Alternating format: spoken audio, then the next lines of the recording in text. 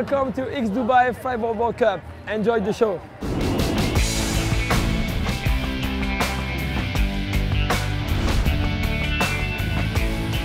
Du spectacle et les yeux vers le ciel, bienvenue à Dubaï aux Émirats Arabes Unis pour la 3e édition de la Coupe du Monde de Flyboard qui s'est tenue en décembre 2014 sur 3 jours.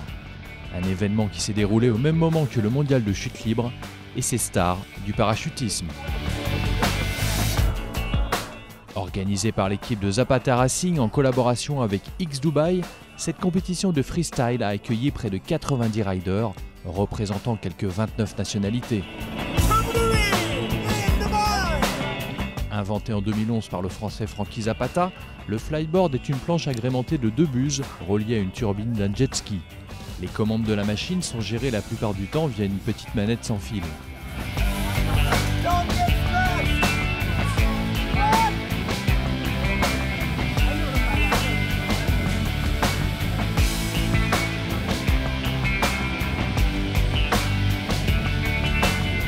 Si en 2013 la Coupe du Monde au Qatar a été remportée par le Thaïlandais Suksan, plusieurs prétendants vont faire forte impression dès les qualifications, à l'image du jeune Damon Rippey, champion de la Coupe nord-américaine cette année en flyboard. L'Américain va d'entrée impressionner le public. Les participants sont notés par un jury de 5 professionnels en fonction de plusieurs critères. La Coupe du Monde se déroule sur 3 jours avec tout d'abord des qualifications, puis des duels à élimination directe. Aux qualifications, chaque rider est passé pendant 1 minute 30. Et puis après, à partir des 16e de finale, on est passé sur 2 minutes, 2 minutes 30, 3, 4 pour arriver à 5 minutes sur la finale. On a 5 juges qui ont chacun noté un critère différent.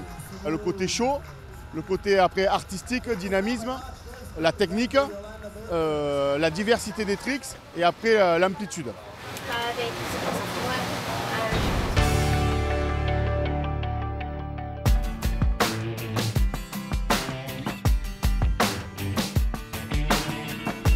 Pour la première fois, une catégorie féminine à part entière faisait son apparition sur la Coupe du Monde.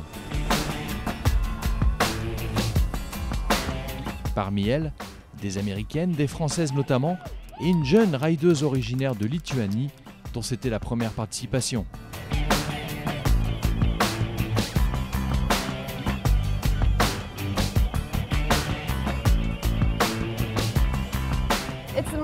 C'est ma première participation. J'ai juste débuté le flyboard cet été au mois d'août. Beaucoup de personnes sont étonnées à l'idée de me voir participer à cette compétition. Mais si vous travaillez beaucoup, vous réussirez.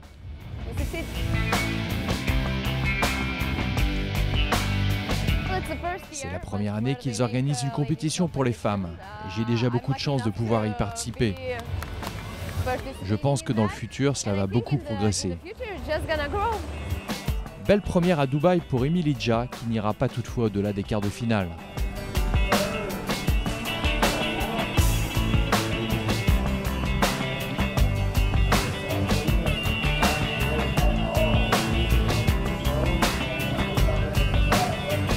En finale de cette catégorie féminine, on retrouve la Canadienne de Calgary, Stephanie Wells, qui avait déjà fait forte impression en 2012 au Qatar.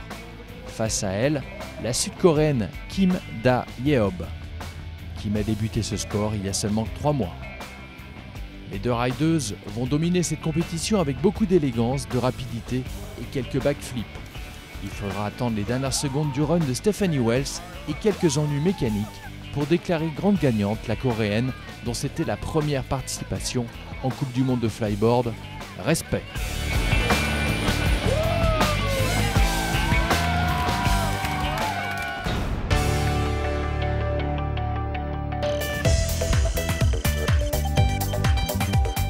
Un beau plateau également dans la catégorie vétéran avec 16 participants inscrits pour Dubaï.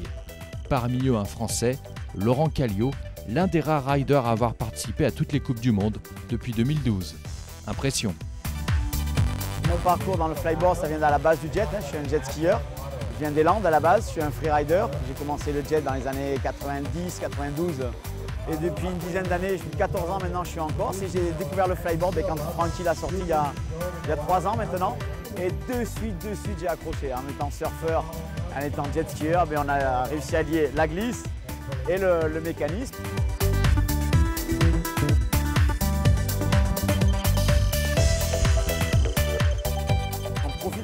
fermer les autres pour aller voir les petites touches.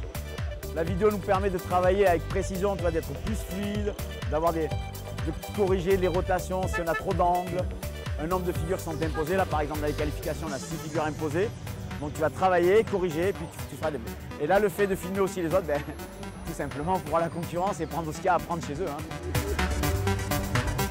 Un concurrent affûté que l'on retrouve en finale avec face au flyboarder tricolore, l'impressionnant suédois Martin Vod Stidnik.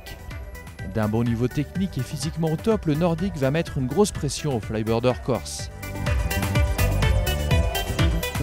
Laurent Kallio va même être à 2 doigts de retourner son jet à mi-course, une faute synonyme de disqualification.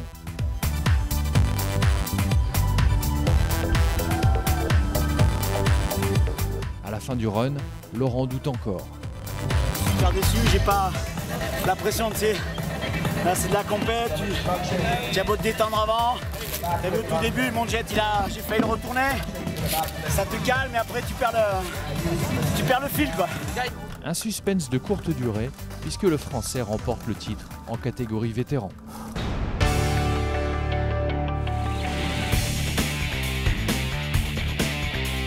Frankie Zapata et son flyboard forment un ensemble indissociable.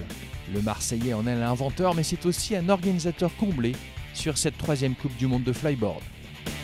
On est accueillis ici comme des pros et ils ont mis toute l'infrastructure qui va avec. Je suis vraiment content, on a eu de plus en plus d'inscrits. On a été obligé de sélectionner 60 pros parmi 200 vidéos qu'on a reçues au travers du monde. Et on a décidé donc, du coup d'ouvrir une catégorie filles et une catégorie vétérans. Donc oui, le sport grandit.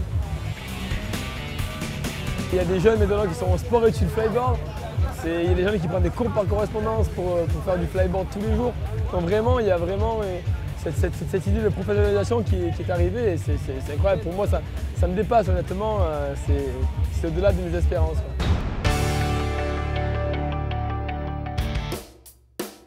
On passe directement au quart de finale de cette Coupe du Monde avec 8 riders de très haut niveau pour des duels à élimination directe. Des runs de 3 minutes jugés sur la qualité des figures. Dans le premier duel, l'Américain Caleb Gavick affronte son compatriote Damon Rippey, révélation de l'année 2013. Rippey va s'imposer facilement, signant un run quasi parfait, ponctué de quelques doubles backflips. Dans le second duel, belle bagarre entre 2 riders du team Aquafly, Jack Orell et Hunter Verlander. Verlander, 15 ans seulement, frôle la victoire avec de magnifiques tricks. Orell accède ainsi aux demi-finales. Sur le plan d'eau, on retrouve également en quart de finale Jordan Weyment, autre flyboard américain, face à Suksan, la star du moment. Tenant du titre, le jeune Thaïlandais est toujours aussi rapide et spectaculaire dans ses figures. Sans surprise, il prend l'avantage sur le rider américain. Enfin, dans le dernier quart de finale, Xiao Xiao, originaire de Chine, affronte le Français Stéphane Prayas, vainqueur de la Coupe du Monde en 2012 et entraîné comme jamais. Le tricolore prend l'avantage malgré une grosse pression et accède ainsi aux demi-finales. Voici donc la liste des 4 qualifiés.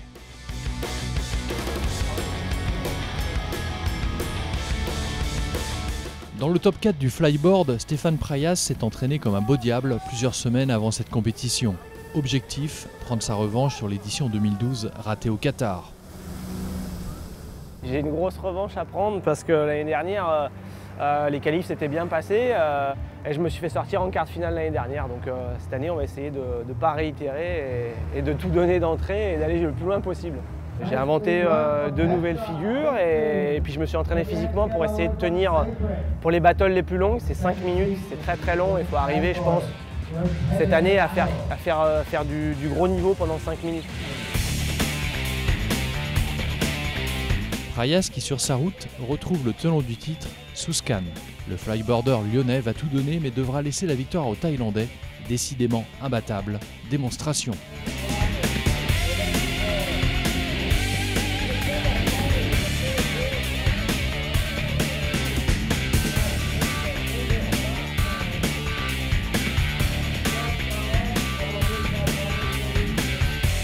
Dernier duel de ces demi-finales, une bagarre 100% américaine entre Orell et Rippey. Membre lui aussi du team Aquafly, Jack Aurel est originaire d'Austin au Texas. Il a déjà participé à une épreuve de la Coupe du Monde au Qatar. Un duel remporté par Damon Rippey qui rejoint directement le Thaïlandais pour une finale très attendue.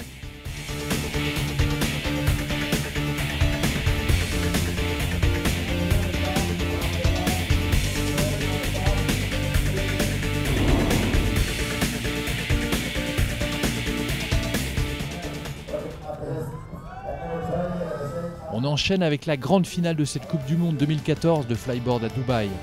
Un long run de 5 minutes maximum, noté sur la chorégraphie et la technique bien sûr. À la clé, un très joli prize money de $10 000 pour le vainqueur. Bien placé pour la victoire, Damon Rippey a été très rapide et techniquement au point sur cette finale.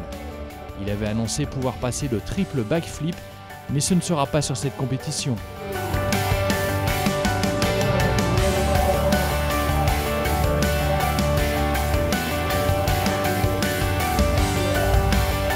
Face à lui, le Thaïlandais Suksan a encore progressé par rapport à l'année dernière.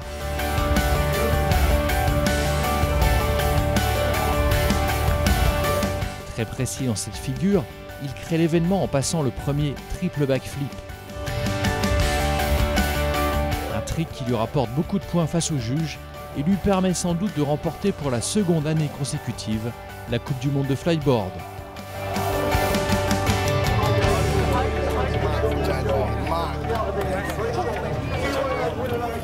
Le podium avec la victoire en catégorie féminine pour la sud-coréenne Kim, en vétéran en première place pour le français Laurent Kallio. Enfin côté pro, très belle victoire pour Suksan devant Rippey et Aurel, Prayas le français est 4e. Allez, on se quitte avec les plus belles images de la Coupe du Monde de flyboard, le show nocturne et l'overboard, la dernière invention signée Frankie Zapata. Rendez-vous en 2015 pour une toute nouvelle Coupe du Monde de flyboard à Dubaï. À très bientôt.